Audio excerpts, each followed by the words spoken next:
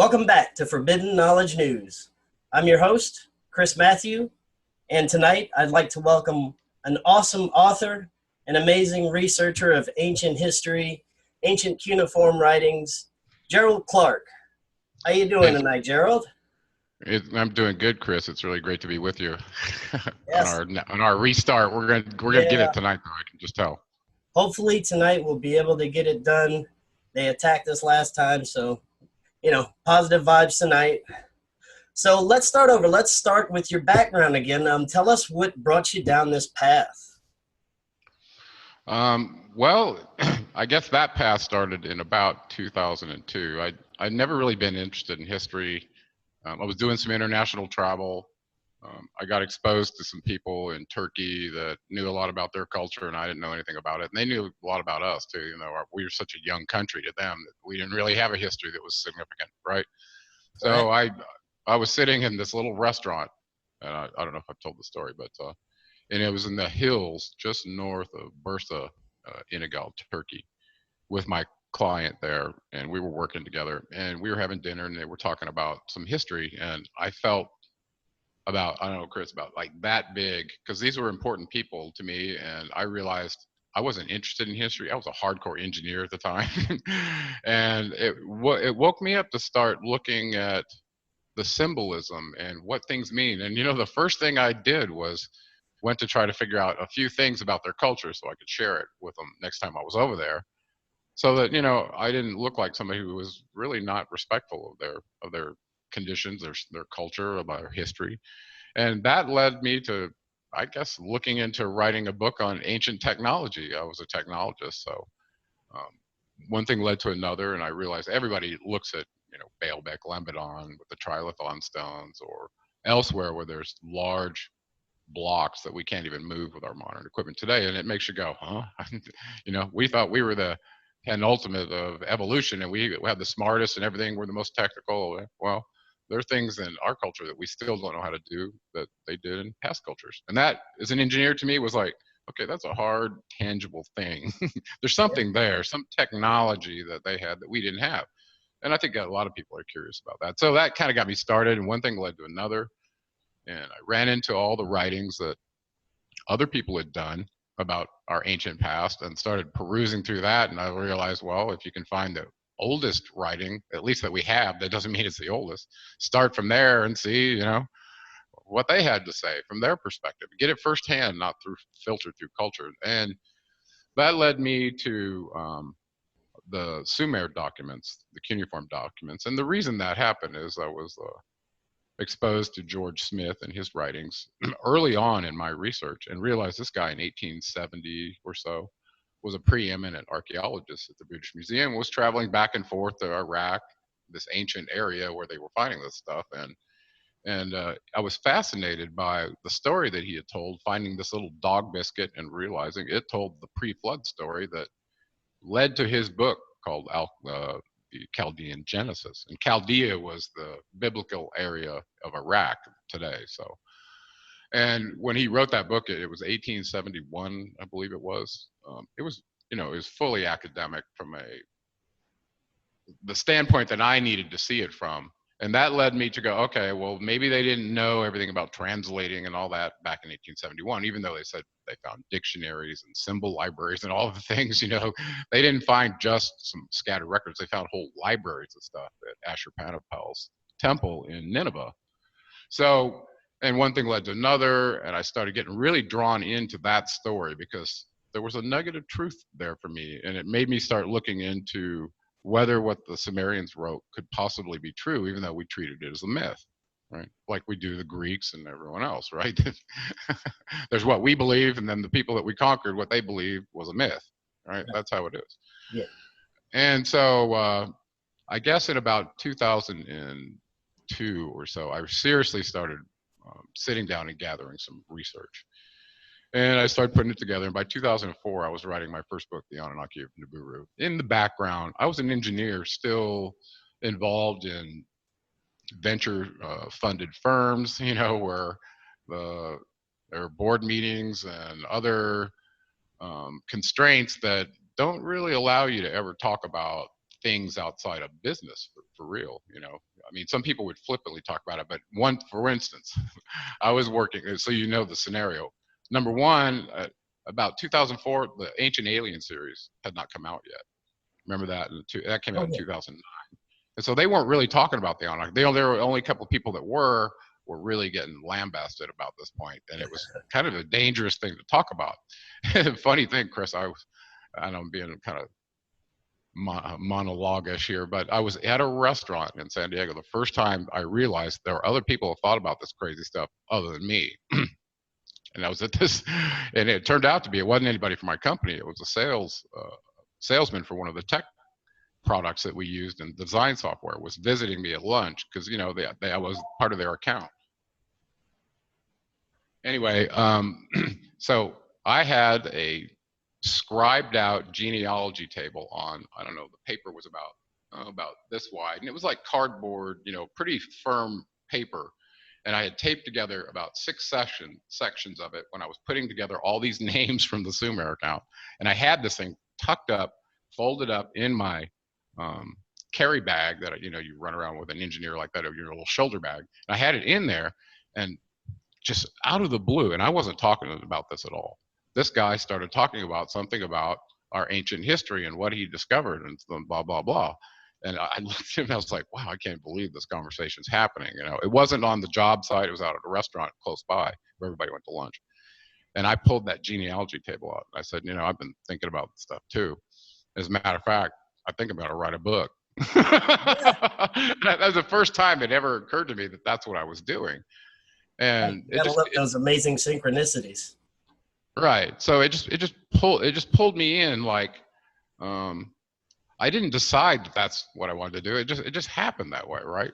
So as I got deep into researching the Anunnaki of Nibiru, I realized that the stuff in there affected what we were experiencing in our modern culture and control structures, and it went way back in the past, you know. And everybody's like, "Whoa, are the Anunnaki coming back?" And I was like, in my head, I'm like, do you think they ever left? You know, what makes you think they left? Who told you that? Like that. So it was, and that book, I think, basically led people to research themselves with the seminal documents that I pointed out. And those are still in existence today. They're in museums in tablet form, and it's a cuneiform that's available at even the Oxford Online University has their versions of it there. So I started there because I was worried about translation stuff, right? And speaking of that, somebody asked me just today, you know, did you learn to read any of the symbols? And I said, well, of course I did. You know, did I memorize all of them, you know, and make that a language? No, because there's no one else that speaks it. Who are you going to talk to, right? You know, like that. Well, there are a couple people who do still speak and can read cuneiform, and one of them was the ex-curator of the British Museum, Irving Finkelstein. Very animated character, very brilliant, and he teaches people how to read cuneiform and runs little classes online on YouTube. It's really, really kind of cool to see this. And so I found these documents from the University of Pennsylvania dated 1902, where a German researcher had decided his graduate work was going to be in Sumerian studies, right? So one of his tasks was, and he must, I don't know if he got to go or how it worked out, but they actually went to Babylon, brought back about 120 images, not the tablets themselves, images, high quality images that they could then take and decode. And so his PhD research was to decode several of the tablets, and I had his document. You know, it's a thesis document. It was at least 3 inches thick. And I got this, and I was reading through it, saw how he decoded cuneiform, and they had all his notes there on all the, and at that point, something struck me. It was like, not only is this real, but there are real people, you know, who are studying this language and have figured this out, not only way back in 1870, but they were still doing it in the turn of the century. But then you know, and then about 1950, there was a book called Hamlet's Mill came out. Did you ever hear about that one? No. And it talks about Nibiru and Sumer and the whole thing, and it was really fascinating. But there was a quiet period where there wasn't much said from like the 1950s up until, I don't know, around the time of Eric von Daniken's period with Chariot of the Gods. Remember that one? So it was Yes. he was one of the early ones that was talking about this. So it drew me in. Well, how did you get drawn to this topic? Because it's a very popular topic to talk about now. But there are a lot of people that don't realize how they got on this path either. Yeah, I mean, I was interested just because I started seeing that there was a world behind the world that we see every day. And it just drew me further and further into our history. And I always felt that there was so much more to us as humans than just, like you say, the meat suit that we are. I always felt that we were meant for so much more in our lives. And I always figured to find out where we're going, we need to know where we come from. And That's a pretty. I'd like to know, based on your research, where do we come from? Where are our beginnings? Well, it's a hard place to say. If you localize us to our particular instance in time on a particular piece of terrain on a planet, I can tell you what we've been exposed to. Is that the whole truth? I can't say, Chris, because there's so much evidence that the tiny bit of a fraction of what we knew is so wrong that you want to throw everything out and start over. But the reality is, from the out of place objects that we found on the Earth and such, short story is, I think mankind is in various genetic forms has been on this planet for millions of years. So that's what the evidence shows. But if we want to talk about our particular story as it relates to a particular circumstance, like the Sumerians knew in South Africa, that'd be a good place to start. That's a good place to start, because we can go visit where those sites are. We have their records firsthand, and whether it's true or not, this is what they said and this is what they believed. Okay, and that's why it's good to go to their records in the culture and find this out.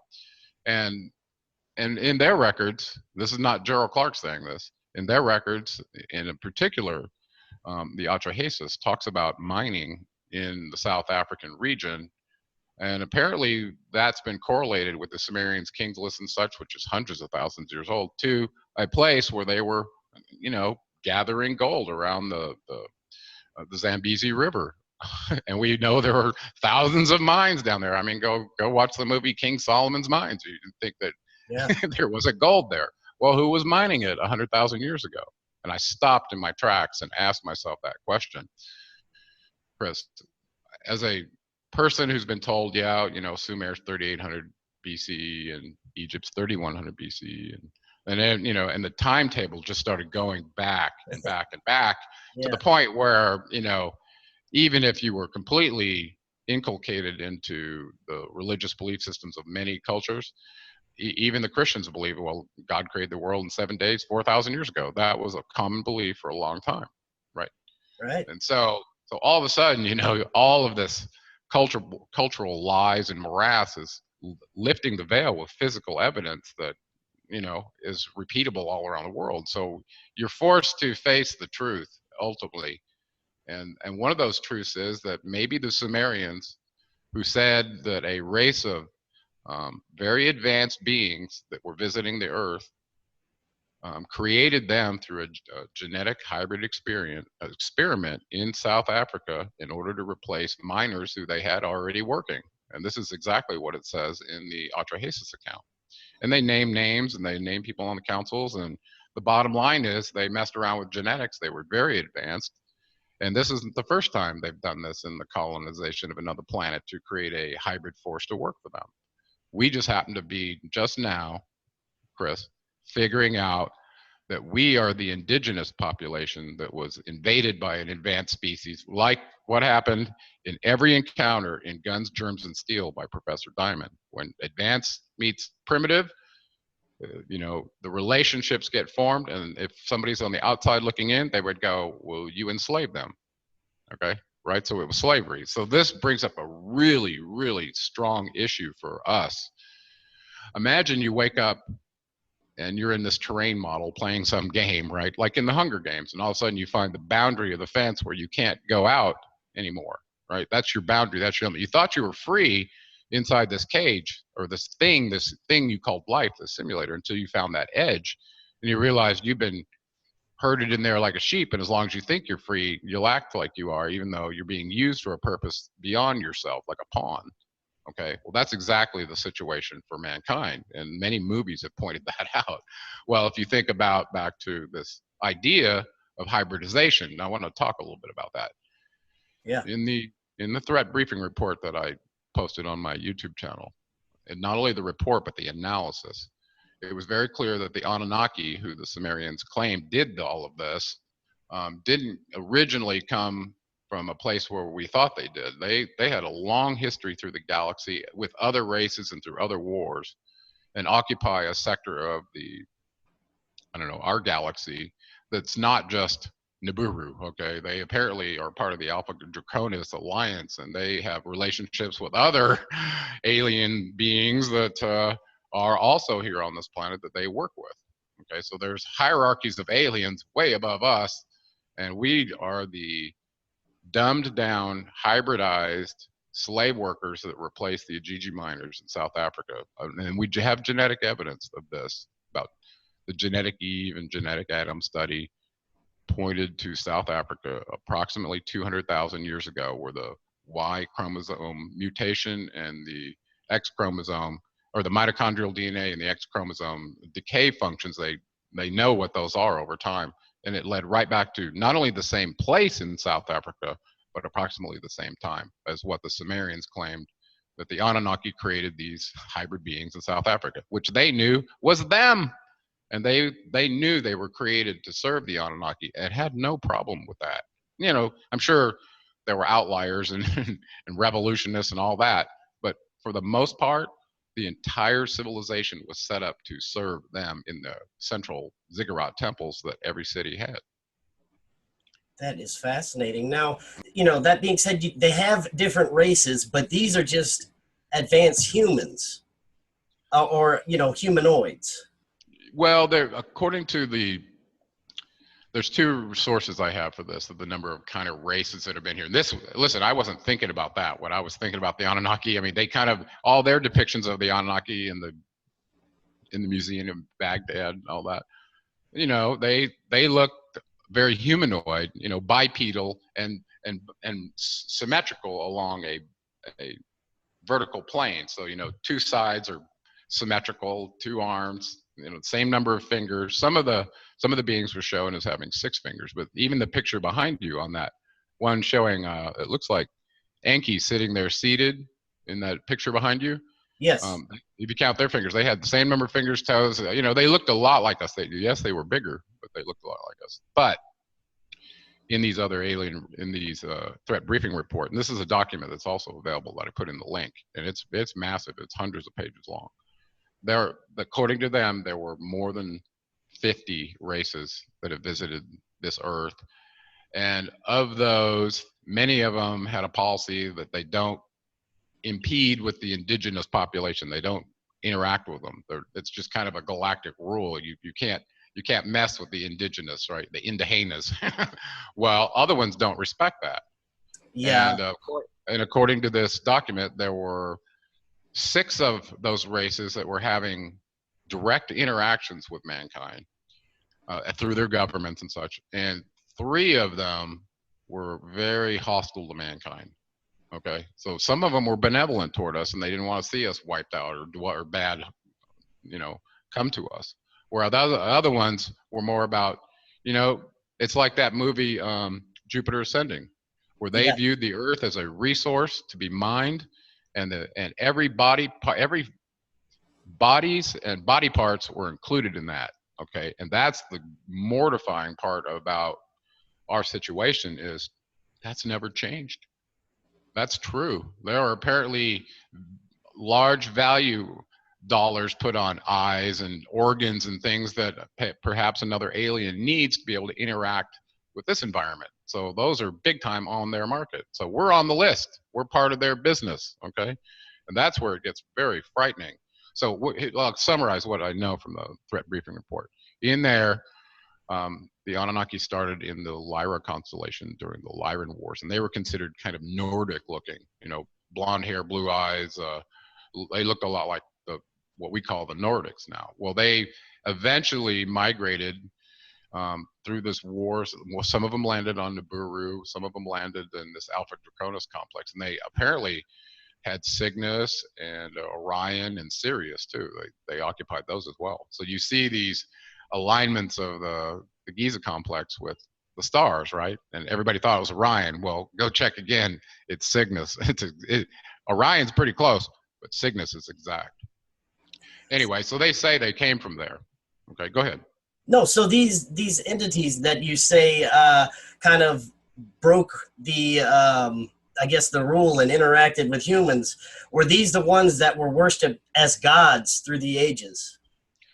Some of them were, yeah. Some of them never really wanted themselves worshipped as gods. It's like the range of experience of humanity. There's a lot of people that have the Caesar complex, where overweening and pride and ambition are the way to live, where, other ones were more, I don't know, ascended, okay? And these beings were from a higher dimensional experience than we are, a different density, if you will. And also their gravity apparently was different than ours.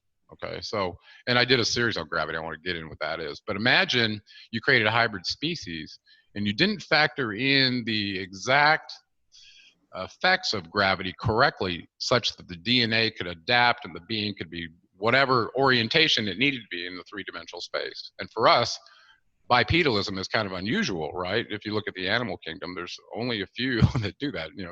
Some certain monkeys occasionally stand upright and things, but we're one of the few species that does that. And if you think about from a gravity standpoint, what's required to overcome that in our physical bodies, and this what really shocked me, Chris, is there are places in your body that will never allow you to be aligned in the gravity field correctly, the way you're designed from birth. Okay, this is like, wow, really? So was there some genetic issue in factoring in our adaptation to the gravity field versus what they had, because they contributed part of their DNA to this, what we believe was a Neanderthal in South Africa, by in vitro fertilizing the egg of the female, and Enki's half sister Ninmah actually carried it to term. Okay, this is from the Atrahasis for people who want to know, and that's spelled Atrahassis. I tell people to read that firsthand. Don't take the word from somebody else about that. It's not that long. There's 11 tablets in there. Read the first one. If you can get past the first one without having your God spell completely smashed, then you didn't read it very well, or you don't understand what it said. Yeah. Okay. So that was the mortifying part is, and this is where the Chaldean Genesis helped. And also in Genesis of the Bible, when you make the correlations to the Bible, because that's what people are used to, with the Sumer documents, their head starts spinning. For instance, in the Atrahasis, it says after 600 years, when the king of the city of Shuruppak, who we in our Bible call Noah, when that happened, that's when the flood came. And he has not only a couple of snippets like you get in Genesis, there's a whole set of tablets that described every single action that happened and why it happened and what was going on. That account is absolutely mortifying, Chris. I mean, yes, you could find out today that perhaps some nefarious agents that were running PSYOPs committed 9/11, since it was yesterday, memorializing that. Yeah. And my condolences to everyone that was affected by Definitely. That. Okay, but when those people found out that this wasn't an accident, that it wasn't what they were told, that there were insiders that did this, and they lose confidence in the people that are governing them, well, that's horrible, okay? And it happened a long time ago in 2001, right? Well, imagine you're a civilization that's been spawned by these Anunnaki, you're slaving away in the mines and so on, and after 600 years, there's so many of you that they decide to get rid of you. I mean, think about that right now, okay? In 200 years of U.S. history, they've produced, what do we have, a population, 300 million or so? Yeah. Minus all the people that have died, in wars and all the blah, blah. Okay, 300 million. How many could you have in 600 years? See what I'm saying? And yeah, they probably didn't live as long, blah, blah, but they also didn't have family planning things like we have now. So they could have had a lot of people in 600 years from this hybrid experiment is what I talk about. And so when you read in there that one of the highest ranking ones was tired of the noise that they were causing, noisy hybrids that we created with lower consciousness, he complained about them being outside his temple, drinking out of the puddles on the ground like animals. Okay, that's what we're talking about here. These how the hybrids were acting according to, you know, this being on the council. And that activity, or that dissatisfaction with this hybrid led to the Anunnaki calling a council meeting in the Atrahasis account. This isn't according to Gerald Clark, this is what it says. And they decided they were going to replace their miners inside the gold mines with these hybrid beings that they had created. And so ultimately, some of them got brought up to Mesopotamia to be in Enlil's territory. That's where his area was. And he was the one complaining about them making noise. And so when they got this council together and decided, okay, we got to cull this population. As a matter of fact, Enlil I don't think he wanted any of them ever. You know, he didn't want this genetic species that his brother had created, contributed his DNA to be a preeminent force that could threaten him. I think as a commander, that would be what I would think. Did you have something you wanted to say? Oh no, I was going to say that. I mean, and we've seen, it seems a lot of these, what you would say, resets over our history, where great cataclysms just pretty much wiped out everything and lost all the evidence of what was previously happened. Yeah, I'll just throw something down on you real quick here. Solon, after meeting the priest in Sais from Greece, when he was they told him there were many floods, 4 major ones and many minor ones. Well, if you fast forward to the threat briefing report, in that account, it talks about the colonizers wiping out their genetic experiment 7 times, Chris, complete wipeout. Wow. Okay, so this is mortifying to know that that's a possibility for a species like us. This could be the end for, you know, Chimera version number 3.416. I don't know. You know what I'm saying? Right. Exactly.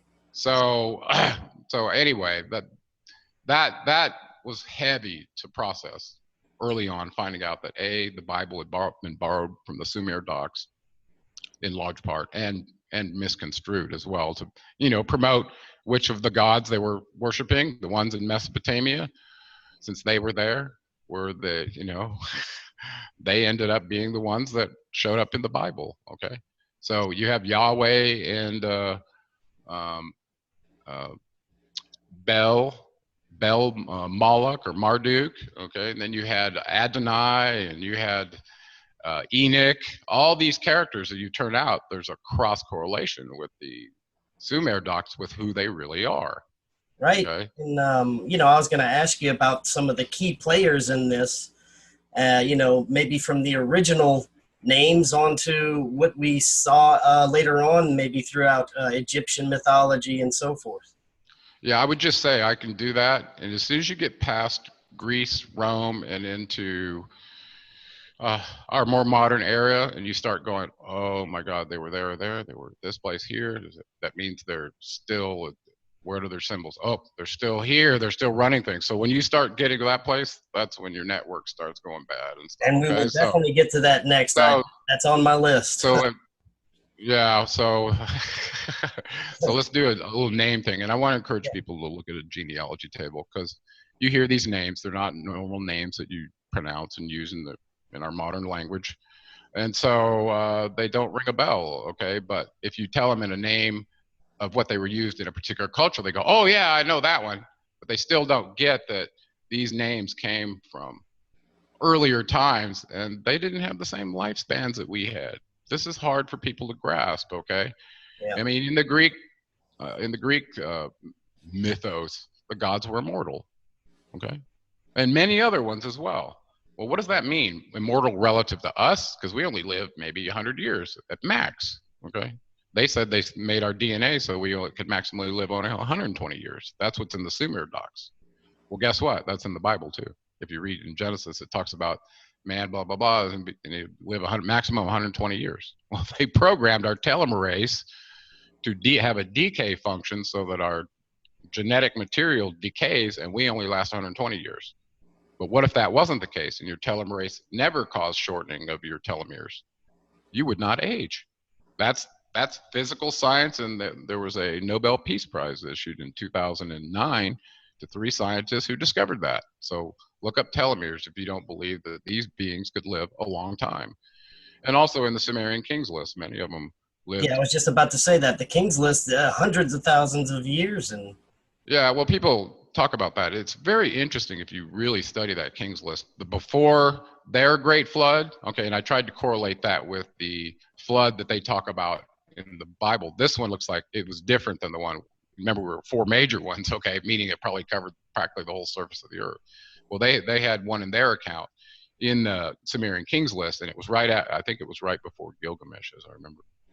No, I have to go look again. But the first 9 Sumerian kings started by them saying, and we're going to, kingship's going to be lowered from heaven to earth. Well, all of a sudden you're going, heaven? What do you guys call your home planet heaven? Where did we get that term? Right there, right? And Anu, their king on Nibiru, had decided to allow kingship to be brought to the earth. And in the Sumerian Kings list, it starts there and talks about the very first one and where he landed. His name was Alulim, and he was the king of where? The same city that Enki founded, Eridu. They call it Eridug in the documents, but it was Eridu. Okay, Eridu was Enki's city originally at where the Tigris and Euphrates meet and dump into the Persian Gulf, right there. Okay, so that was one of the oldest outposts that the Anunnaki created, the first one here on Earth, and we believe that one was about almost 400,000 years old, according to the records. So if you look at the Sumerian Kings list, the first several of them before the flood, before it was disrupted, they all served terms that are stated as shars, right? You see that in the document. And this is the one directly from Berossus that I got from the Library of Congress, so I had some trust in it that it was real. Okay, but it is real. And what Berossus wrote is basically correct. He gives you a lineage of those Sumerian kings that also tie into major characters that show up in the Bible, like Nimrod or Gilgamesh, right? So people know those names, but they don't realize that in the Sumer documents, these guys were full on. So let's name a few of them to just correlate what happened. Right. So in that account, Anunnaki are really upset. These hybrids they made are making all this noise, and the Atrahasis, 600 years has passed. There's probably a multitude. He introduces 2 diseases to try to wipe them out. They're just horrific if you read about what he did. Cut off the food, cut off the water, started decimating the humans to the point after 6 years they were eating each other and selling their kids in the market. That's what it says. That's disgusting. But that's what it says. Definitely. And after all of that punishment and abuse brought by the Anunnaki Council to get rid of these hybrids, apparently they knew a natural event was coming that would cause another great flood. And time to them is very different than it is for us. So 1 year for them is 3,600 years to us, according to their scale, okay? So a shar is 3,600 years. And their kingship terms on the King's List were recorded in shars. So you can look at that and see that's exactly the case. So he knew, so Enlil's the top dog on Earth because Anu is father and Enki is father. Enki's father is on Nibiru. Okay, even though he visited a few times in the accounts, okay, and he had a temple in Sumer, the White Temple of Anu in the city of Uruk, for instance, where Gilgamesh was king, was Anu's temple, okay, when he came to visit. So we had Anu the father, we had Enki, the firstborn son, the scientist, we had Enlil, the second-born son of his half-sister, okay, his half-sister's name was Ki Irash, Anu's. That offspring meant because of their rules, he was in line to rule. So Enlil was the younger brother, even though he ended up being the commander. Okay, so Enki came to the Earth first, about 450,000 years ago, looking for materials and resources, another planet to colonize. Right? If you read the Enuma Elish, okay, it talks about the tablets of destiny. These belong to Enki. Okay, they were on the planet Tiamat before their constellation had a collision with what became our Earth and our moon Kingu. Well, if those tablets of destiny were on that Tiamat planet, which is where our Proxima Earth, they were already starting to colonize the inner planets and were watching stuff. Okay, so the idea that they came back to a planet that reaggregated and became our Earth, where the planet or where the tablets of destiny belonging to Enki were held, that goes back to the Sumer docs as well, because Enki was the holder of these civilizing tablets. Maybe they were optical discs that run on Blu-ray. I don't know, Chris. Yeah. Yeah. But they had the aspects for rolling out civilization to civilize places, okay? And he was in control of those. So there's a direct connection with Enki and the tablets of destiny and our destiny because of that. So Anu, Enki, Enlil, let's not leave out Ninmah, okay? She was the medical officer. I know we just turned red there for a second. Are we okay? Yeah, we're good so far. Okay, so those three key players, Enki and Enlil, and she's the half sister to both of them. Okay, this is the key, and she shows up as the medical officer in the Sumer documents that came to the Earth to provide medical and health support for the people that were here. Okay, and she ended up setting up her operation in the same city where Atrahasis was, in the city of Shuruppak. So that's where the medical outpatient clinic was, right there. Okay, that was her area. So she was in Levant as well. She was key, okay, in these Sumer documents. Those three in particular. Marduk is mentioned a little bit, and Ninurta, some of the other kids are mentioned, but let's focus on the three main ones. Enki, the scientist and creator. Enlil, the commander slash, he's got a rank of 50 on the council. Okay? Enki's 40, and it goes on down to all the way down. So you got 12 people on there. The even numbered ones are male and the odd ones are female. So 60 was Anu, 55 was Antu, his wife. Those were known as Geb and Nut in Egypt, by the way, those two, just to start correlating. Enki was number 40, his rank at the time that we had these documents, and Enlil was 50, and their spouses were the intermediate numbers. So Ninki was Enki's wife, so she would have been 35. He was 40. 45 was Ninlil or Sud, who was Enlil's wife, okay, and up the line.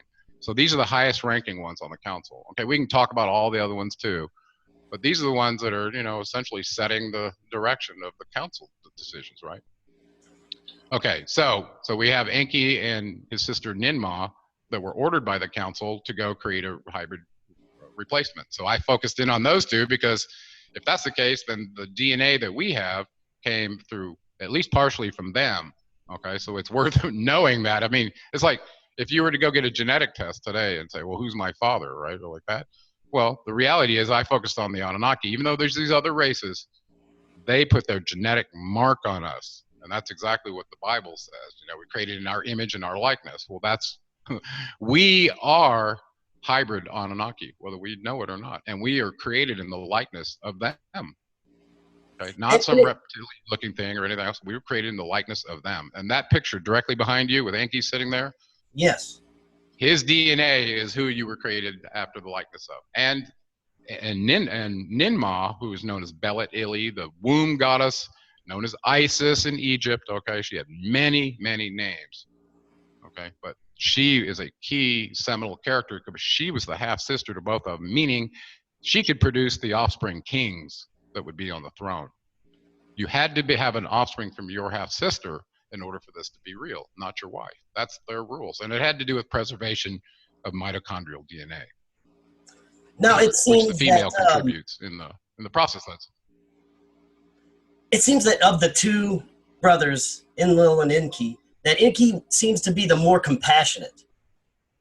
Would you agree with that? Enki was Prometheus. So when you see that movie that, he realized what circumstance, and yes, he may have been, and I wrote about this in my screenplay, by the way, this is a really deep issue. What is our genetic creator's relationship to us? Now let's play a little mind game, Chris.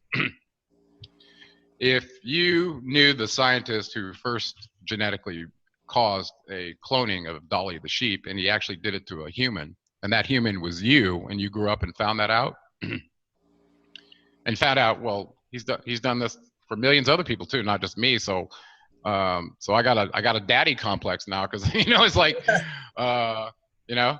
it created me. It doesn't even care, right? Or it doesn't seem to. That's the thing. You know, this is the thing we project onto the Anunnaki, by the way, with all these archetypes. And so, would you worship this being like the Sumerians did and go, well, it created us, so we got to serve them, bring them food, bathe them, clothe them, do whatever they want, right? Like they did then. Or, you're kind of in a quandary on how to deal with this. Now, for instance, if you found out this scientist who did Dolly the sheep was the one who created you, and you're at this point, would you go, I really hate you for what you did to me? You gave me a genetic hybrid that's a subset of your DNA. I'm not full on, and at this point, it's like the Native American discussion of the rabbit and the hare, or then the tortoise having a discussion about, well, you were made so capable and you're fast. So we start comparing, right? Well, I don't have the IQ that you do, all this stuff that comes up.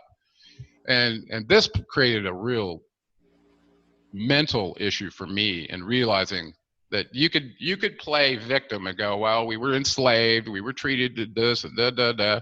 But at the same time, this is where it gets really deep, Chris, is the concept of what we term slavery. Okay, and Enki wrote some about this because he knew that galactically jump-starting a species by millions of years and putting their mark on them has some consequences relative to the development of consciousness that is universal, not just in our species. Okay, we're all on a path back to discovery of who the source is and where we are. And you opened this discussion about saying essentially that we're all on a truth quest when you find out what's really going on. Because if you're not half crazed in the head and realizing that everything you've been told is a lie and you want to know the truth, you haven't figured it out yet. That, or you've stuck your head in the sand and you don't want to know, and you've decided to live in the matrix because it's comfortable. And listen, there's no one that says you need to be pulled out of the matrix and woken up, right? If you're entertained by that and it's not your time to wake up, then have at it, okay? Because we're all eventually on this path back to the source, and this comes from their writings as well. Also, the writings from one of the key players that I left out, who was the other scientist and son of Enki, who was Ningshita Thoth. Ningshita shows up in the accounts, and actually he was a geneticist as well, that apparently was involved in doing the upgrade to the first two beings that they created, the Adapa and we call them Adam and Eve. Gave them a genetic upgrade so they could procreate. They couldn't procreate as a hybrid when they first made them. This was a real problem. They're trying to meet labor requirements, right? So I was like, oh, we just made them, and now they can't reproduce. What are we gonna do? Build them in the lab, so many at a time. They tried that for a while too, and it didn't work. So this Ningshita Thoth character is quite amazing. He turned out to be quite an inspiration to me when I realized there were benevolent ones here that were in affiliation with forces that were much higher than the Anunnaki. Okay, the Anunnaki is a race. I mean, imagine you go up to the place where, there, and it's been mentioned in some of their writings from Thoth that there are civilizations on other planets that have actually evolved to the place where they don't need to toil. They create everything from thought and manifest it for their reality. Now, wouldn't that be a nice place to be, right? But there are ones that are that far along in the evolutionary path, much further than we are. So this concept of slavery, I want you to tell me what your thoughts about are when you discovered that possibly what the Sumerians are saying is true and that it applies to you. Well, go ahead. That's very interesting that you say that, because I was just thinking about that as you were speaking. The more you look into it, basically everything that we've learned in our history is a lie. Our politics is not real. The right wing, left wing, it's all under the same control. And I started seeing this control in everything, in the food we eat, in the air we breathe, in the shows we watch on TV. And it just became more and more obvious that there was this underlying control. And it's funny that you said matrix, because, it does feel like we are in some kind of matrix. And I want to ask you about the construction of this. And was this always what we were designed to be in? is this sort of prison planet matrix? Well, you bring up a really interesting question, and this comes from some of the writings from John Peniel in the Lost Teachings of Atlantis, by the way. So this isn't from Gerald Clark making this up, okay? I as a scientist in jail, I usually give you a reference where I found this, okay? Now, you can go look at it yourself and decide if it's true. In the Lost Teachings of Atlantis, there was a history of Atlantis given by John Peniel from his master teacher in a Tibetan monastery, okay? This goes way back, and there's only a few of these in the world, and they don't talk about this. And this is a really great history, and it correlated a lot with the history from Thoth in the Emerald Tablets and several other locations about what really happened. How did this enslavement really get started here on this planet?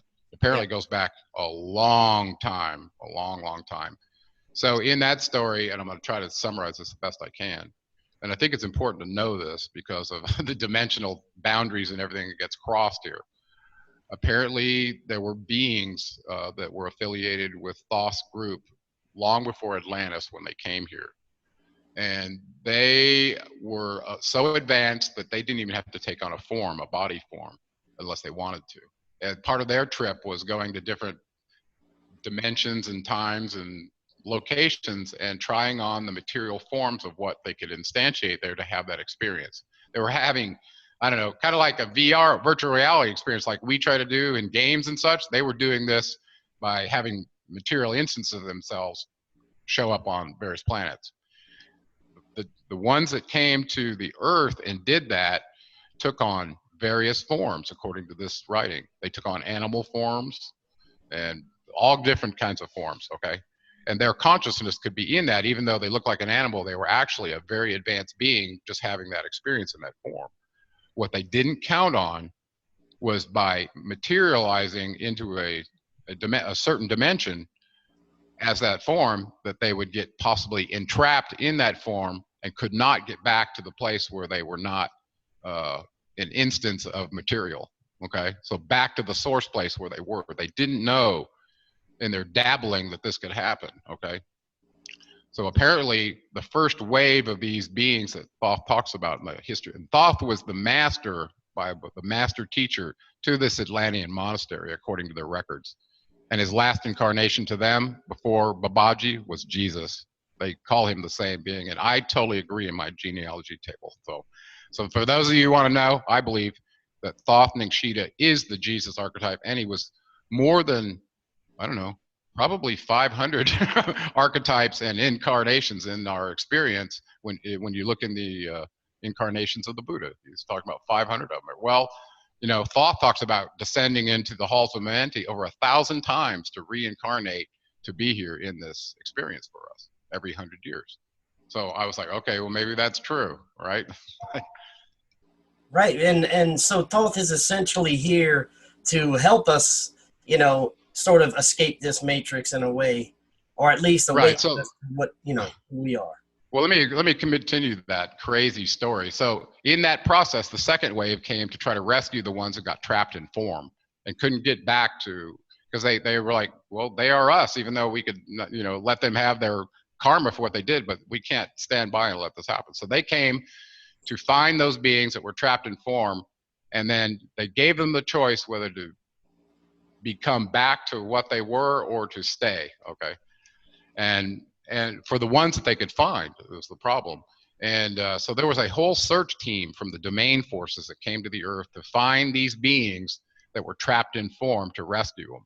And this is where a really crazy correlation came in from the Roswell alien interview, where the nurse that had that discussion with this being called Errol described Ahura Mazda as the one who was an incarnation of Enki, okay, who came as part of the domain forces to find the beings that were trapped in those forms and rescue them with his flower of life detector that he was holding in his hand that looked like a pine cone. Okay, so he was here to, as part of that second wave, apparently, having an incarnation here, because he was here way before as well, okay, as Enki in South Africa. So all of a sudden, here he is, an incarnation, where he's still doing this mission of trying to find his relatives or domain affiliates, whatever you want to call them, that are trapped in material form. Well, guess what? There are beings that are still trapped in the material form. They used to be chimeras, you know, the minotaurs and all that. Those were real beings that apparently these highly advanced beings tried to take on the form of. They didn't want to just be a bull or this. They wanted to try an experiment of a hybridization, right? So those were real. Those ancient discussions of hybrid chimeras was real. Yeah. And well, at some point they rounded up several of them, and apparently the culmination of it happened sometime in the region we call Egypt now, okay, where Thoth was sent from Atlanta. Well, there were still beings that are trapped in the form, and ultimately he called them the human animals. Well, and when you realize in that story what he's talking about, we are them. We are the humanimals that used to be connected back to the source, that have lost our way in materialism, descended down the mountain of consciousness to the lowest levels of material wallowing, and we've, for the most part as a species, have forgotten any semblance of where we came from and who we are. And when you ask that question about where did we come from, who we are, we go back to at least a connection with Enki, Ahura Mazda, Poseidon, whatever name you want to call him, who was a very high-ranking scientist from the Anunnaki that came here and started it all. So that Prometheus story, watch it again, and you'll realize that's the sacrifice he made for us. And this, again, goes back to the idea of slavery. And maybe that's another show, because it's very deep when you get into what it is and what we call it and how it looks and what's the way out of it and all of that. Okay, but realizing you are a indigenous trapped being who has a soul that's immortal. Your essence is eternal, just like the essence of the Anunnaki. Okay, so you may lose that material anchor that you call your body, your meat modem, in this process and whatever. But you can take on another one, like buying a used car, according to them. Okay, so that, you know, and knowing that, and also having personal experiences with my own energy body and realizing that it exists outside of this meat host and is immortal, it kind of gets you over this fear of death, where you can't be as manipulated as easily. But for the majority of people, Chris, don't ever overcome their fear of losing this material form in this reality, because that's all they have. They don't have the connection back to the source, so it's all they have, right? And it makes sense. It makes sense. Yeah, and that's what I'd like to end on later on tonight, is how we can kind of help ourselves awaken and get through this process and make ourselves better, and possibly see where we can take the human race in the future. But now I'd like to get into now these players, these key players that used to make themselves present to us, that used to have regular, I guess, communication with humans. It seems like that just went underground into some deep secret control. So let's talk about that. Let's talk about that transition and what's going on now. Okay, well, let's do that, and then let's take a little nature break in about when we get to the end of this one, okay? And then we'll come back and finish up. So in one of my favorite movies that started talking about the controls behind the scene, okay? Well, listen, the Greeks used to call their controllers the gods on the Olympian Council, and they lived up on a real pimpin' pad up in the mountains, right? They didn't live down with the people, right? They did their puppeteering from up over there, right? Well, the movie Jason and the Argonauts portrays that really well in the early 60s, that one. Yeah. Fantastic, you know, where, you know, they're showing essentially their concept of breaking open the hologram and reaching in and messing with mankind whenever they wanted to. Okay, well, that I find is actually true, because imagine the beings that created you did it in such a way where they understood the electromagnetic spectrum. They knew what your brain waves were. They could monitor them using telemetry equipment from remote distances. So they not only knew when you were transmitting, they knew every thought you were having. Because let's think about the term telemetry. That's remote gathering of data. Okay, we do this with satellites and things like that we can't actually physically be there. We get remote telemetry data from it. How's the health of it, blah, blah. Well, as a meat modem with 5 senses that can transmit everything that you perceive and gets turned into a thought, they can monitor that. and you've never, ever had a private thought, even though you think you have. There's nothing private in the electromagnetic universe. Right. So your creators have full insight into not only what makes you tick, but everything that's going on as your response to the simulation outside. So you think they can't reach in and change some cause so that you get an effect and puppeteer you? As a matter of fact, the extent to which you're not aware of being puppeteered is probably the magnitude of which you're being vectored by forces that you don't even understand. Where do your thoughts come from?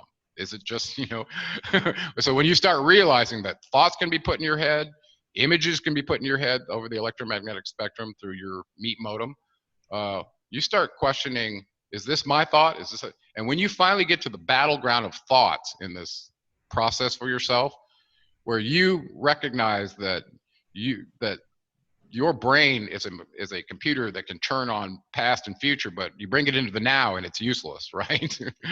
Where the experience happens. So these senses are being turned into electrical signals into your brain. This is science, okay? So the idea that we're telemetry meat modems, okay? Now let's give a context so this makes sense. People hate when I use the term, by the way. I like that. Modem it means you're a modulator, demodulator, okay? And there's no electronics involved. It's all being done with meat. This is amazing, okay? Yeah. Such that you're communicating over the electromagnetic spectrum and changing waveforms and putting data on them and being able to send it and okay. Well, you are a agent of the Anunnaki that's put on a colonized planet, and everything you see and experience, you're a remote telemetry device for them so that they can use your eyes, they can use your senses and find out, hey, the resources down there, how's it going? So they didn't need a camera on your head. You are the camera. You are the smell detector. You are the sensation and heat. You are the sensor. Do you see that? Yeah, definitely. Oh yeah. So not only you transmit, but you can receive. And we've seen this through, lots of different programs and realize through entrainment and all the techniques that can be used with understanding how a human brain is built, that you can do this. So from that standpoint, all of a sudden, you realize that there is no privacy, okay? So it forces you to become extremely responsible with your thoughts.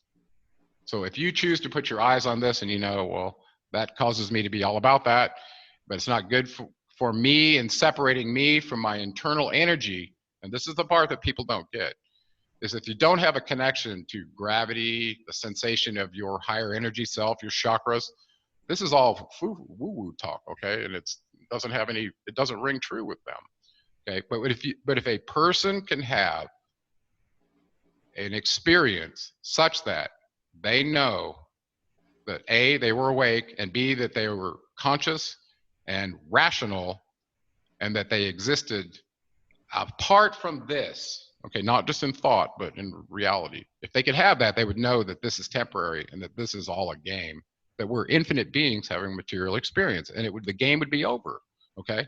And the material lesson simulator would change at that point for that person, because they're not going to treat their material the same way, because it's like, don't codify it, pacify it, try to keep it from aging, all that other stuff. It's a transient material thing, and it's only a vessel for you to have this experience to evolve your consciousness, which is eternal. So how do you convince somebody of that? Unless they can distinguish, and the Thoth tells you this in Emerald Tablets, if you can distinguish yourself from your not self, then you're on the pathway to discovering who you really are, okay? Not the name you were given, not the job you're doing, not the skills that you have, none of that. That's not who you are. That's what you do, and you think that's who you are because that's your ego response to your perceptions through your sensors, okay? What you experience is not who you are. Who you really are, in essence, from that standpoint, is how you respond to things knowing what you are. So your response is far more important than than anything, because that's where you have an opportunity to exercise your character and your learnings. Did you learn good to overcome your 7 vices? So ultimately, I see the simulator as an intentional simulation, a holographic reality, if you will. Listen, you can see that now. If you can do this through this control media and present it to people, you control the mindset and what they think. Well, that's a communicated reality that is virtual, that's not real as well. And if that's got in the hands of a few small people, they're creating the simulation reality for the rest of people. Well, that's no different than what was going on in the Hunger Games in the game room, where the game master was setting out this thing for blah, blah, blah, blah, for the heroes to try and create scenarios where they culled themselves because they didn't want to do it, right? The heroes are the ones that raise people up to rebel against the authorities, right? So if you put them in competition to wipe each other out, then, hey, we don't have to do it, right? And that still goes on today, too. Yeah, and I wanna talk about that. If you want to take a quick pause here, and then we start talking about we should come back to the underground bunker thing, what you were talking about there. We should go back to the simulation room just for a minute before we lose that, because there's some good stuff there. Okay. All right. Very good. We'll pause for a minute, and we'll come right back. Okay. Sounds great. All right. Okay. All right. Well, welcome back. We were talking about the control that's going on today. Now, let's get into that a little bit how the structure is set up, and what are we looking at going into the future? Okay. Well, this one's going to take a little bit of a dive back in history, and I'm going to try and do it kind of quick because, like I said in the beginning of the show, if you start talking about what's going on now and where they are and blah, blah, blah, there's a good reason why I live in the circumstances I do. It wasn't by choice. Okay. Anyway, so let's do this. Okay. Going back in history to about the time of the Pyramid Wars. Okay. This is where Marduk in Babylon is stationed, and he's not supposed to be there, the son of Enki. He's the firstborn son of Enki. He decided to be in Babylon and set up the gateway to the gods, which meant a space facility inside of Enlil's territory, which was given to him by Anu. Okay, this is recorded in the Atrahasis, by the way, which territories were given to who. Enki had Africa, and for now, what's important is Enlil owned all of Mesopotamia.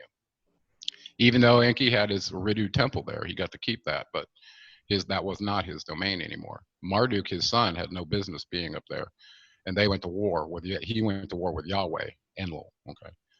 Yahweh, as you know, was the God of the Torah, of the first 5 books of Moses. Okay, and the Jewish nation was recruited by Enlil to be his chosen people to do his bidding. Okay, and they believed they were the chosen people of God, right? For that reason. Well, around 2000 BCE, in the wars between Enlil and Marduk actually prevailed and became the head of the Anunnaki Council of a rank of 50. And the 50 names of Marduk were read every spring in Babylon because of that. So he was the top dog on this planet at that time. Okay, and Yahweh Enlil did not go away. Okay, that, by the way, he was Zeus in Greece, and his arch nemesis Poseidon was his half brother Enki. So Enki and Zeus, or Poseidon and Zeus, were Enki and Enlil. Okay, so let's go back to the Marduk conflict. Okay, so when he rose to ascendancy, you realize in the wars between Babylon and Jerusalem that much of the populace, the skilled populace of Jerusalem, was taken captivity in Babylon. And if you count the duration they were there, some people disagree with this, but it's approximately 1,600 years. That's a long time to have exposure to a culture and not take it on. So the priests of the were also taken captivity from Jerusalem into Babylon, where they, for the first time, got exposed to these Sumer documents and the writings of the Anunnaki, from which they created their Hebrew account of the Sumer documents. So that is historically accurate. And for people who want to dig into that side, from the religious side, and go at it that way, versus coming from the Sumer docs leading up to where that translation happened, I recommend looking into Mauro Bellino's work. And he did a free PDF in English. It was something to the effect of the last book you'll ever read about the Bible, was something like that title. And I have links on my website for that. Anyway, so the control structure, let's not lose sight of this. Marduk, as his preeminence, basically had it in his mind that he needed to route the headquarters for Enlil, which used to be Nippur, where they ran their mission control centers and all the aircraft landing and taking off from Sapar, which they called their spaceport. That moved higher to higher ground after one of the floods. And Yahweh Enlil's headquarters became Jerusalem in the documents, okay? So Enlil was there. Well, Marduk, basically through time and his, I don't know, strategic plans of having every possibility covered. He's brilliant, by the way. They all are. Anyway, it looks like he found a way to infiltrate the Torah Jews via the Khazar region way back in time. This is, if you look up the history of Khazar, the region in Khazaria where the entire populace converted to Judaism, right? Why did they do that? And you can tell they did it using the Babylonian Talmud. It's in their records. Well, that came from Marduk. So I see that as a long-term strategy by Marduk to move his religious people into Israel and take over under and use the Babylonian Talmud as their preeminent document. Now, tell me that did not happen. That did happen. Okay, so Marduk's money magic that he taught in Babylon to these people that became Jews, even though they never had any blood from the Khazar region shared with the people in the Palestine region. Okay, they didn't have any Semite blood at all. Well, these became the Jews that are now in charge of the religious order serving Marduk. So Marduk looks like he routed Enlil to me, and because of that, if you look at the control structure and the banking structure and the media and who owns everything in the world, it's the agents of Marduk. And I'm not calling out anybody genetically on this, but that's just what it is, okay? Right. Okay, you want to see, I think about a Rothschild who has $500 trillion and has banks in over 140 countries. You tell me those people are not serving Marduk, okay? Because if you look in the Babylonian Talmud where Marduk was the chief deity, okay, and he's also known as Moloch, Moloch, okay? So if you look in Palmyra, Syria, where those arches were destroyed by ISIS of all people, why would you name a barbarian force after the mother of humanity? Unless you're disparaging her, okay? So there were factions among the Anunnaki where they did not get along. And when it was time for them to be in preeminence, anyone else that opposed them, their namesake was smeared, okay? That goes for the three that were important in our historical account: Enki, Ninmah, and Ningshita Thoth, okay? Ningshita Thoth shows up as Enoch in the book of Enoch, by the way. He was Enoch, and he also shows up in the Bible as Azazel when they were talking about sacrificing two goats. One of them was for Yahweh, and one was for Azazel, who released the goat as a nature atonement. So these were two opposing forces that came into conflict, okay? Enki's son Thoth came into conflict because he was here to promote consciousness and raise the consciousness of these hairy barbarians. Enlil didn't want that. As the commander of the earth, when he was in charge, he wanted slaves to do the functional mission, and he didn't want any peers coming out of that group. Okay, there were no openings in the Anunnaki Council for hybrids that think they're as good as we are. That's how it was. Okay, so that control structure has been on this earth through religion, through government, through all the civilizing factors of humanity from the very beginning. Okay, so controlling the media, controlling the perception of reality is how they control the narrative and keep people living in the Hunger Games box thinking they're free, when in actuality, they're some of the most dumbed down slaves through history. Now, it does seem in the last few years that there is this mass awakening going on. More people are realizing what's happening. And you hear talk that there may be some kind of underground war going on, you know, the light forces versus these evil ones that are keeping the control. Do you have any thoughts on that? Well, I noticed something very interesting, Chris, early in my research, is they very much, not only did they give us the zodiac wheel, but they also used it in terms of determining local time on this planet relative to galactic time. And they had mathematical correlations between our cycles and theirs in order to establish that. Okay, So they were it was very important to them, and it also delineated the term limits for the rulers as well. Okay, so I'm the ruler in the age of so and so. Well, they were talking about zodiacal ages.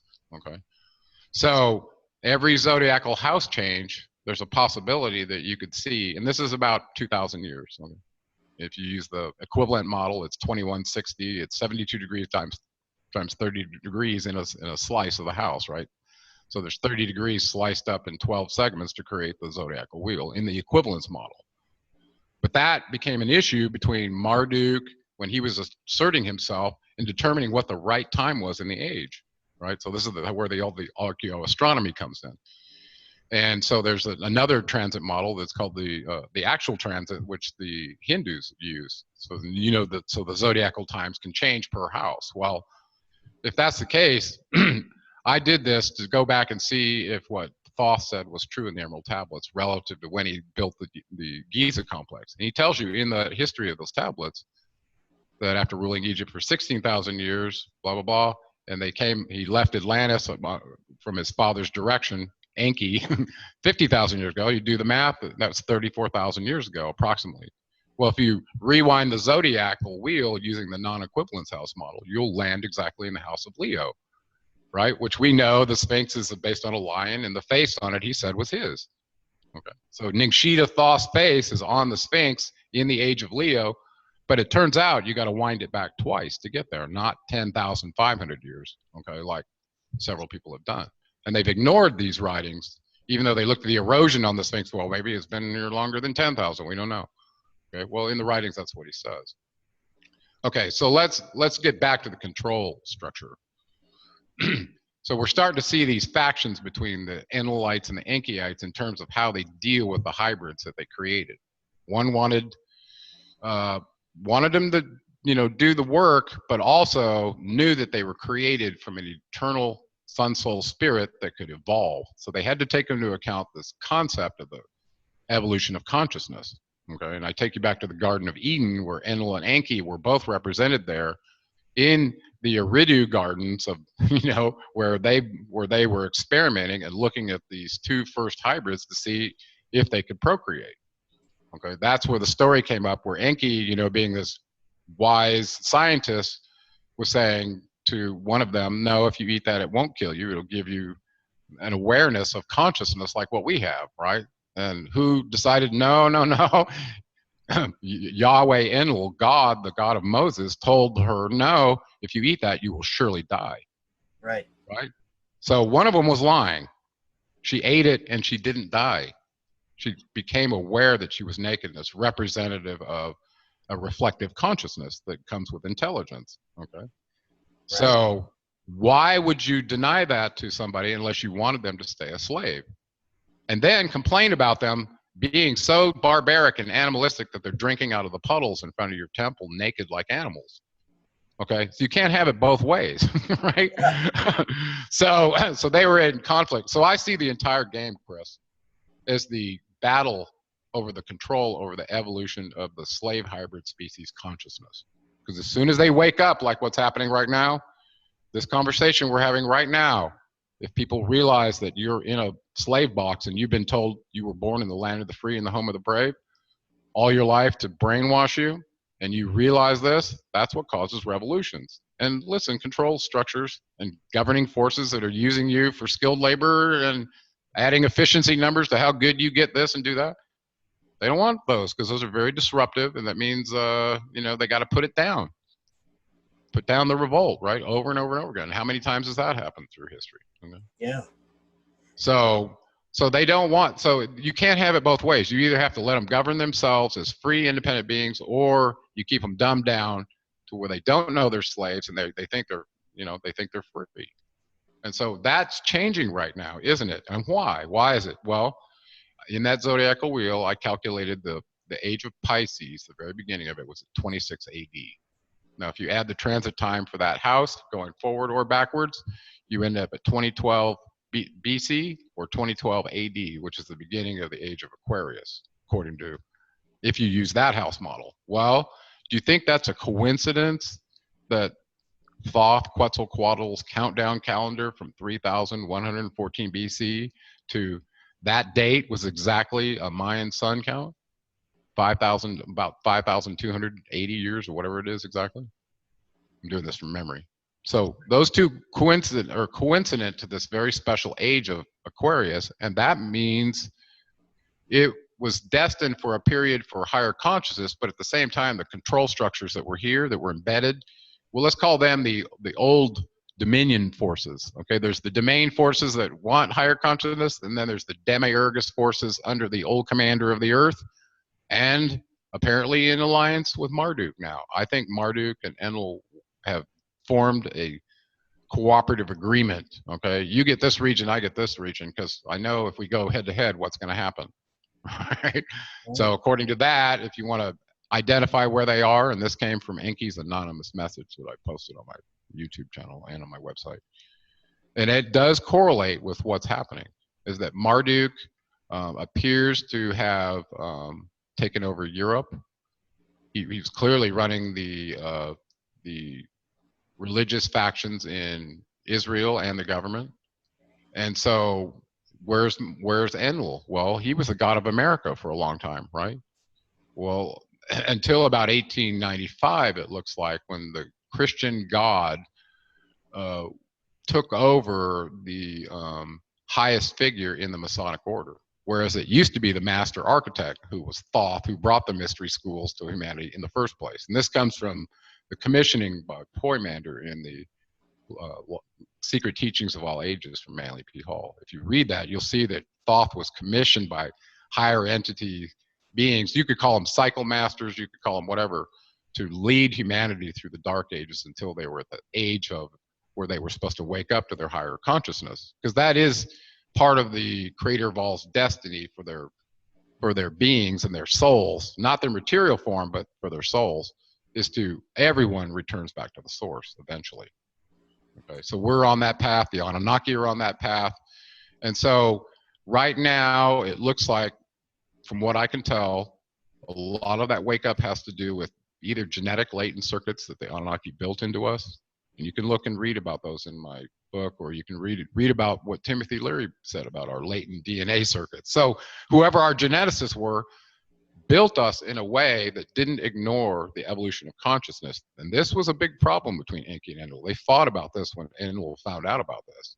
So we have in us the constructs to get back to the source from which we came, that energetic form before we took on a material form and got lost in our experience. Okay, some in the bodies now are still what you would say domain originals that landed in form, that keep reincarnating in the humanimal form, but are actually members of a higher level dominion council that Enki was part of. And other races were part of it too. So there are lots of alien races that are incarnating in bodies, okay, and they can do that. So there's not just one type of us running around. There are aliens in our bodies all over this planet representing different factions, and they're competing for dominance and resources. And we're their soldiers, the pawns they put on the battlefield to fight their wars, right? We're the sacrificial lamb because we're the lowest consciousness level on this planet. Well, except for maybe snails. I don't know. No, that's fascinating. And along with everyone else awakening, it seems like our planet is also having some sort of awakening. On my channel, I follow Earth Changes. I report on everything I can find, and there's a lot of changes going on. Do you think this is going to coincide with this awakening? Absolutely. Well, listen, why do you think Thoth Quetzalcoatl had a countdown to a particular point in time that had the time that what the countdown at the end of it was that we arrive in their pyramid structure on the Zolkin calendar at universal consciousness. And I asked George Norrie on Coast to Coast this question, what do you think that means? And what was he counting down to? Okay. What is the trigger for this evolution of consciousness that he's describing here? And I think this is just basic science, Chris. We are sensitive to energetic frequencies, okay? And I mean, there's all these forces. There's gravity, there's nuclear forces, all the things that happen that we're sensitive to. You know, when we're a material form, but we're stitched together by energy. We're essentially energy, okay? Well, energy can neither be created nor destroyed, but it can be influenced by outside sources or electrical principles, if you will. So, for instance, if you take a spherical body that has a hollow core that's been filled with some molten metal, well, guess what?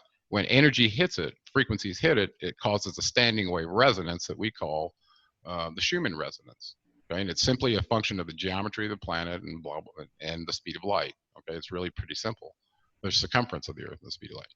Well, you are no different in a sense. You're made of the same material. So if you take your body and you expose it to a microwave like you cook your food with, that energy will burn you because you're mostly water. Okay? That frequency is absorbed into water. Well, now let's think about something a little subtle. The sun radiates all energy that creates the electromagnetic spectrum that we regulate life on. All life is dependent on these frequencies from the sun to have form. Okay, there's no sun, you've got a dead planet pretty much. Okay, yeah. And no water. Okay, but you can have sun and still have life, you know, in various forms. But that energy from the sun is key to all life. And so the fact that that was encoded in the Mayan calendar and they termed it in periods of suns, well, what were they talking about? So in their ball game, the Mayans represented allegorically what happened when we reach this countdown point of universal consciousness, and it's a repeating cycle, right? Their calendar's repeating, just like the Hindu cycles are. That what is that event? Well, he told them what it was.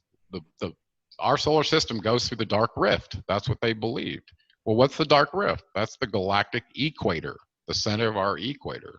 Okay, the equator or the middle plane of our galaxy. Why? Because if you look at it, it looks like a spiral nebula from Hubble telescope, right? And it's a spinning mass around a center that has little arms out of it that little planets are swinging around with it, and they are undulating up and down through the galactic center because the galaxy itself is wobbling slightly. And so as it wobbles, everything that's being drugged through it eventually wobbles back and through the galactic center. Well, that's where all the aggregated energy happens to be, is at the galactic center. It gets attracted there, right? And many bodies and gases and materials get attracted there. That's why if you look at it, it's not a sphere, it's a flat kind of nebula that's spinning with everything at the middle, essentially. And right at the very middle is the strongest gradient force of this energy. And our solar system passes through that repeatedly every approximately 13,000 years. So they had established what they call a great year, which was the time period to transit from one end of that wobble to the other end. And that takes 25,920 years. Take half of that, that's the time when you're going to pass through the center. And this was encoded in the calendar. Because Thoth knew, Quetzalcoatl knew, that when our meat host with these latent circuits in it get exposed to that energy, whatever the frequencies are different, or whatever happens to our sun as it passes through there, changes all life. Okay. So I did a show called Mayan Fifth Sun and Ascension Timing. And I looked at the science of what the Mayans were saying about this, and then also what we know from a modern science relative to what happens to the lifetime of a star. Okay, and this is very similar, as above, so below. This is similar to you as well. Okay, the life of the star is very similar to the life of a human if you look at the analogies. Well, in particular, if we take our sun, and it truly is at the place where it could be passing through the galactic center, number one, you're going to get massive Earth changes, okay, because of the different energies that are affecting the magnetism, the repulsion force, all the things that affect celestial mechanics are going to get perturbed as you go through this gradient field. Does that make sense? Yeah, definitely. Okay, and it's possible that if there's enough fuel there, meaning gases and debris that get attracted or impact with the sun, that the sun's energy could change. Meaning, if it got enough energy and material to continue its evolution, it could expand and go supernova and explode, right? Or it might burn up all its fuel and then go and become a brown dwarf. Okay, so that's going to affect all the life as well, right? So now you got a dead sun and everything's going to die. So that's possible as we go through the galactic center that we get changes to our sun. Okay, I see right now that we're supposed to be at a solar minimum every 11 years, right? Yeah. Well, there's some crazy stuff going on with Earth changes right now, and you have to ask yourself why. Now, do you think there is anything to the Nibiru story or the Planet X story where it crosses and causes turmoil and cataclysms? Well, if the Enuma Elish creation account story is true that the Sumerians gave us, then their planet and some of its moons or stars or constellations or satellites, whatever you want to call them, were caught into our galaxy in their creation story such that it adapted the orbit around our inner sun along with the binary sun that became their sun for our sun. So in other words, two suns decided to become binary twins and they got entrapped in that. Well, I think that happened through the passage at the galactic center where all this perturbation happens. Okay, so I think those are very much correlated, even though nobody talks about that. But I have several times said I believe that the thing that caused the Niburian constellation to become an intruder planet and go in retrograde orbit with our sun was exactly the passage through the galactic center. And so that was probably very important to many races, knowing that through history. So does that answer your question? So I think so doing the math, ask yourself if that's true, are we in the age of Aquarius? Because Thoth said he was going to be the one that saw us through the dark age of Pisces and was going to be here to bring in the new age of light, enlightenment for humanity, which we've never experienced. Maybe we got a little bit of it in Atlantis if some humans were there, but I don't think we've ever been exposed to a philosopher king type of living experience where we weren't slaves. So do you see us going through a period of great turmoil before we can actually get to the point where we are, where we should be as humans? Yeah, here's the crazy part. When you dig deeply into the Hindu writings about the Yuga cycles, they believe the same thing relative to human consciousness, waking up as a function of your position relative to the galactic center. Okay, and I specifically am talking about the holy science from Swami Yukashar, who was a student of Babaji, okay, and Babaji is the bomb. Anyway, so they both agree that the galactic center seems to do something to human consciousness. Now, ask that question that you just did one more time, but make sure I'll stay on track. Now, do you think that we're going to go through some great turmoil and cataclysms before we actually get to the point where we need to be as humans? Well, I think the Earth is, according to Errol in the Roswell alien interview, is a prison planet that's been used as a prison planet for a very long time because it's a very unstable inner planet that gets perturbed by all kinds of things. It's too close to the sun, and it gets disturbed by the changes in the sun. So they recognize that and always never said, that's one of the reasons we haven't made it anything at an outpost, because it's unstable. It's not a place where where we can survive. So, so I think changes are absolutely common on this planet. Whole global floods, plate tectonics getting ripped apart, you name it. And if you look at the history of the planet, we're starting to learn that it's a changing place, and it happens a lot. And right now, I believe that our approach to the galactic center is perturbing everything. And we don't know whether conditions on the Earth would be survivable through a passage or not. Sometimes they are, sometimes they aren't. Okay, look at the end of the last ice age. That was what, about 13,000 years ago. Well, that was the last time we passed through the galactic center. Okay, and when the far point of our solar system is away from the galactic center, that's called the autumn equinox. Okay, and at that point, we're talking about the Kali Yuga cycle from the Hindus. This is the darkest, most asleep place for humanity. And what's really interesting about that, and that would go from about 600 BC to about 600 AD. It's about a 1,200-year cycle. Well, it's funny that during that period is when we had all these mystics and saints incarnated in the earth, including Jesus and Buddha and Confucius and blah, blah, blah. All these people were in during that period we were supposed to be the darkest yuga cycle, right? Well, who had a hand in doing that, making sure that mystics and sages were showing up in a time of the darkest part of human experience, right? Yeah. So as you proceed through the wheel, as you reach the spring equinox, which is where Westerners reference the Galactic Center, because that's the side that's closest to the GCR, the Galactic Center. Well, just from an energetic standpoint, being closer, you're gonna get blasted earlier than if you're farther away. But in the Hindu tradition, they take into account the binary sun's position relative to our sun and the galactic center and what that effect has on human consciousness. This is kind of like astrology, looking at the angles of this and the resultant energy of what it does, right? Right. Well, they said basically that's why we look at the fall equinox for the relationship to the galactic center. And we're in the Dwarpa cycle right now that lasts 2,400 years. And then the next cycle lasts 3,600, and then the last one, the Satya Yuga, lasts 4,800. Okay, so each one there's 1, 2, 3, 4 cycles, and each one is a function of 1,200 years. Okay, and then they have aspects or windows at the beginning and the end of those cycles relative to where you are and what happens to human consciousness. So this was a little different than what the Mayans wrote in the Tzolk'in calendar in the 9 rows of consciousness evolution versus what the Hindus were being taught. But it turns out they were being taught by the same being. That's the amazing part.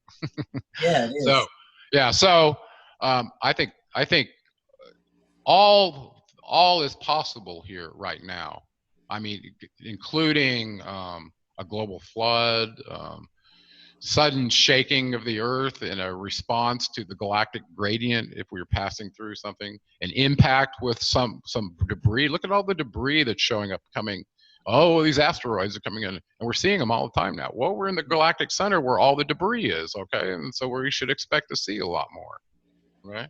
Yeah, a lot more cosmic rays and the energy that we're passing through as well. Exactly. And the part that's important to us is, as eternal beings have a material experience, what is this energy doing to us relative to our consciousness? Well, you're seeing that, I think, and this is the key of those latent circuits. Is the last circuit, according to Timothy Leary, and I wrote about this in my book, was an energetic trigger. This is the key, Chris. It was an energetic trigger that could reprogram all your other circuits when that happened. Now, who did that? I'm telling you, I know who did that, and that's in the Atrahasis, and that was Enki and his son Ningshita, who set us up to make sure that we could awaken in the window when the energy is there. If all else fails, and the Demiurgus system is so strong that you can't find your way back to the source, here's a window when this happens that if you're still incarnate in a body on this planet, you will wake up. That's universal consciousness, and that is happening, and has been happening since the countdown to the end of the Mayan fifth sun. Even though everybody poo-pooed it and said, oh, nothing happened, we didn't all die. That was all a psyop, right? That whole 2012 thing, that was a psyop because they didn't want them to know what the truth was. Universal consciousness is the truth, and it's not something you can tuck away as a demiurgus beat down slave system like we have right now that could keep it in a lid on it. They've tried. You control the media, you can control it, but once an idea is out, it can't be stopped, especially in a modern era like this. Right. So that's happening, and you and I are part of that. And I think this is going to be a great way to close out. We got a few more minutes. I'd like you to talk about some of the ways that we may be able to help access our higher consciousness as we move towards this galactic center. Well, that's a good question, and it's different for every person because every person's path is a pathless land. So how do you distinguish yourself from your not self? First of all, you have to have the concept in your mind that you are more than meat. Okay, the energy matters, and where that junction of energy meets in your body is where the finite meets the infinite, and that's where you're going to discover your connection back to the true source of all, which we call God. Okay, this creative force whose energy animates us all. Okay, and it's kind of a game of, you know, your higher self, because of the influences through culture and your perceptions, your skewed perception prison plays hide and seek with you your whole life. Okay, so until you are at the place where you realize you've got to distinguish yourself from your not self, that means find out what energetically makes you tick. And there's a simple way to start this. Okay, to be real basic here, when you put something in your mouth and you eat it and it makes you feel a certain way, makes you feel bad, you don't do it. Makes you feel good, you do it. Okay, especially if the long-term effects are healthy, not short-term satiation with a sugar fix or something like that. I'm not talking about satiating your desires. I'm talking about true assessment of cause and effect. Okay, so if I put something in my body and it makes me feel bad, like alcohol, and I'm blurry in the head and I can't seek wisdom because I'm always in a stupor, well, that stands between me and my higher self, my higher aspect of myself that could be sentient and clear-headed and put pieces together. Okay, so what I'm telling you is, if you just pay attention to how something makes you feel, not in the short term like a satiated desire like good food or good sex or something, or good smoke, that's not what I'm talking about. I'm talking about the energetic sense of yourself, a well-being sense where you know that when you're doing the right thing internally, your intuition that it's right for you. It may not be right for another person. Okay? So whatever those things are that are standing between you experiencing yourself as a higher energetic being, and I don't care if that means cutting out meat, whatever, do it for a while, do it for 2 weeks, okay? Smoking, whatever you're doing that may be affecting your energy, okay? And this, now the hard part about this is, Chris, it's in the water, it's in the air, it's everywhere, like you said. It's been designed to keep you asleep. So you're gonna have to work your butt off, okay? You've got to make this so important that it's more important than watching TV or football or whatever it is you're doing. And there can't be responsibilities in the way for you deciding, I'm gonna take responsibility for finding out what this is, okay? And there are methods that people use. And I don't want people to get caught up in techniques, okay? Because it may not work for someone else. The bottom line is, how do you experience yourself as your not self? How do you experience your energy? How do you do that? Well, we have historical ways that people do that. Everything from transmitting a frequency from one person to the other through Ayurvedics, okay? You hit a tuning fork and you change the frequency. Okay, so let's talk about science a little bit. Brain waves. One way to change your perception of yourself and experience a higher sense of yourself is to change your brain waves. Okay, how do you, because we know from delta, theta, alpha, and beta, you have different experiences and perceptions in those different brainwave states. So meditation allows people to reach different brainwave states. A handheld mind modulator that costs a couple $100 that'll change your brainwaves through entrainment, you can experience it that way too. You can listen to YouTube binaural audio beats at various frequencies. See how that makes you feel. You've got to start distinguishing between things. Distinguishment means you're not judging, but you're comparing, right? If I drink this and it makes me feel like that, I can't do it. But if I do this, wow, I eat quinoa or something, wow, all of a sudden I just have this clear. Keep paying attention to that, of what makes your internal sense of energy feel better. If it's yoga for you, good, yoga. If it's meditating, good. If it's structural integration, and these ones I recommend, okay? That changes your relationship to gravity. And for me, Chris, that was one of the biggest ones. I was so asleep in my body from all the damage, I couldn't have a relationship with higher energy. Right. Well, I take that back. When I was young, I was having out-of-body experiences over and over and over, and I didn't know what was happening, why that was happening. But I realized it wasn't happening to everybody like it was to me. And after reading Robert Monroe's book, Journeys Out of the Body, I realized, of course, I'm an eternal energy being, and this is a meat host. It was obvious to me because it happened to me. It's not to people who haven't had that experience. Okay, people who've had near-death experiences in the hospital, they realize this. Okay, so then they make a 180 turn and they realize that all these things I've done in the material world are just meaningless. What I have to focus on is my character qualities and my long-term evolutionary process in this game if I want to really get back to the closest place with the source. Okay, and I'm not saying you got to be an ascetic and go live in a cave and all that. Those are methods that people have used. Okay, and there's some really excellent demonstrations of what can be done to wake a person up. First of all, if you go back to Timothy Leary, the hippie from the 60s, the professor, right? He said it really simply. You got to drop out. He was telling the people the same thing. You got to drop out, turn off, tune in, and turn on. You got to drop out of what the culture is doing because that's what's controlling your brain software. Okay, if you're exposing yourself to culture in any way, shape, or form, they're programming your brain software. Period. And then to turn on is to turn on to your internal, what makes you happy, what drives you, what's your inspiration.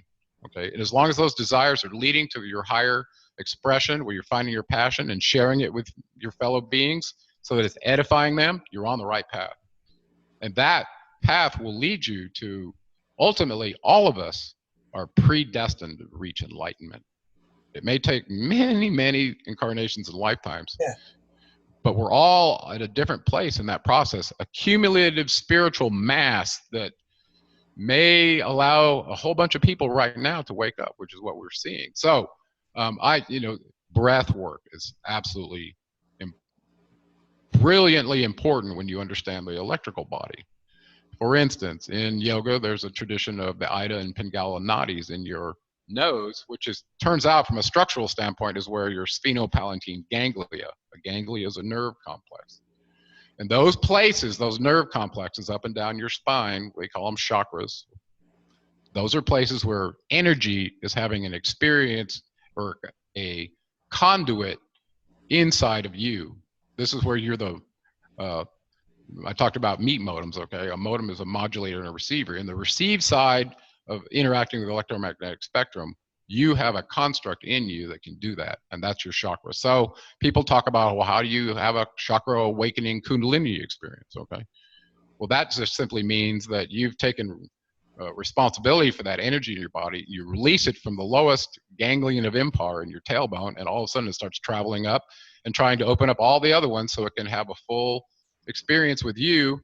It's like a match finding dry paper. The truth wants to find meat hosts that are going to express itself in full truth and universal consciousness. So when you volunteer and take responsibility for your internal energy and you decide that, your whole life's going to change and your mission's going to change.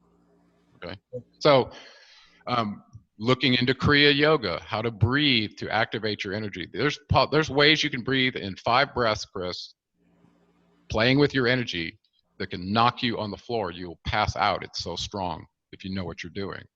Okay, so these are transient methods to get to experience your higher consciousness. But once you trigger that process, it continues on its own. Okay, and each chakra as it opens up represents a new level of consciousness and perception for you in this simulation game. Okay. Very well said. Yeah, and I know we're meant for so much more. And there's just so many physical things that hold people back. But if they could just get past that, make themselves better, it'd make the world better. Yeah. And Gerald, that was awesome. For the last couple minutes, do you have anything interesting coming up for you that you'd like to talk about before we leave? Well, based on my first book, The Anunnaki of Nibiru, when I wrote it, I was approached by Hollywood. Hey, this story's got to get told. The true story of humanity. It does have to get told. We're telling it like this, but not for the masses, right? In all the different languages. Yeah. And so I wrote a screenplay to try to tell that story in an entertaining but accurate way, titled Odyssey Key. And it's kind of been published for about a year now. And through that process of realizing, hey, you could spend hundreds of millions of dollars raising the team that's required to tell a story like this in a movie that's controlled by the demiurgus forces, that ain't gonna happen, right? So I was at a bit of a quandary. So I started animating and learning to try to tell the story myself, even though, I'm a total hack and I just started about a year ago. But through that process, I got inspired to keep going. And so my animation, game developing skills, all those kind of nerdy things that I used to do as an engineer, they've come back, and it looks like they might find a way to get the story told one way or another. So I'm pretty happy about that, actually. No, and I've seen your animation. It's really awesome. I mean, I know you say you just started, but that's really good for just starting, And, yeah, well, it's a hard gig, but if you watch what's happening with digital avatars and things, the technology has gotten so good that they can animate one now real time, and you can't even tell it's not a real human. So it's ooh, I bet you Hollywood's kind of nervous about what's going on with that. I'm sorry, I was kind of far away from the mic there, but yeah, so that's on my heart. I just see every day as an opportunity to share the passion and the map that I've had with my fellow beings. I don't want anybody to hear me say that I have the truth, because I'm not saying that. I'm only sharing my experience and the map that got me to where I'm at right now with everyone else. And I think that's the most we can do to add to the human dialogue on the wall, is do that. And so I can't do it forever. I'm not going to be around forever, but putting it into books and videos and all the other things I've done, you know, I feel like I'm working toward the right goal. But I have no ego attachment to it. I'm just here like everyone else, participating in this morass, calling it what I see it. But I want to go to a higher place just like everyone else. But I'm not talking about ascension to escape. You're here to have a material experience, to evolve yourself, to reach a place where you're enlightened and you can stay or leave to another dimension. But until then, there's no way to graduate other than the only path that was designed for your soul. And that path is the same path you fell from the top of the mountain at universal consciousness down to the material wallowings of this simulator. Until you've turned around and started crawling back up that mountain, there's no one that can wake you up. It's up to you. So we're not here to wake anyone else up, but the people that are on the mountain that are crawling back to the source with us, we're just sharing the little tidbits that we know that got us from one ravine, wadi where we couldn't see, to the next one on the ascension path. So. Very good. Very well said. And I'm so glad they let us actually finish tonight. Out of the almost 2 hours we were here, I feel like we just barely scratched the surface of the stuff we could talk about. So we're going to have you back on, definitely. And okay, Gerald, buddy. Thanks for coming on. That was very awesome. And we'll talk to you later. Okay, brother. You be good and enjoy yourself, and we'll catch up later. Very good.